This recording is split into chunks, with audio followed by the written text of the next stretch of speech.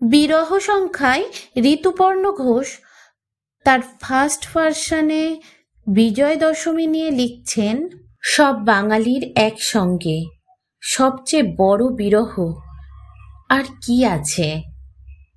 সত্যিই তো, ঝাঁ করে মনে পড়ে গেল ভাসান দিয়ে ফিরে এসে খালি প্যান্ডেলে টিম টিম করে জ্বলছে প্রদীপ। শূন্য মন্দির মোর, নাইবা ছিল ভরা বাদ। আর 1 বছর ধরে প্রতীক্ষা, 5টা দিনের দেখাশোনা, তারপর হুড়মুড় করে মুখে পান সন্দেশ গুজে বিদায়। পাছে বেশি দিন থাকলে লোকে বলে কবে বাড়ি যাবে। 1 বছরের মতো বাংলার বুক থেকে বিদায় নিয়েছে দুর্গা ঠাকুর। নীলকণ্ঠ পাখি এতক্ষণে পৌঁছে গিয়েছে কৈলাসে। মা একটু পিছিয়ে, 4-4টে ছেলেপুলে নিয়ে একটু জিরিয়ে একটু হাঁপিয়ে পথ চলছে। লক্ষ্মী ঠাকুরের সত্যি এত ধকল সয় না।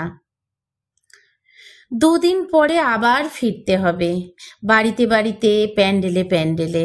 মা দুর্গার ত্রিনয়ন একবার পড়ল ছানাপোনার মুখে, তারপর রাঙা মুখ ফিরিয়ে নিয়ে হন হন করে হাঁটা। অমনি ছুটে এলো ছেলে মেয়ে হন হন করে। রাগ করছো কেন মা? একবার বোঝো, তুমি তো আবার সেই পরের বছর, আমাদের আসতে হবে না মাঝে? একা যেতে তোমার কষ্ট হবে মা, তুমি পারবে না? মোক্ষম কথা, তুমি পারবে না।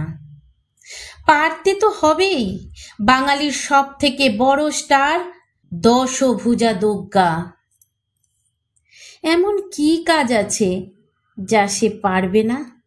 উত্তর দিলেন না দুর্গা। একা হাঁটা পথ ধরলেন খাল বিল খানা খন্দ পেরিয়ে।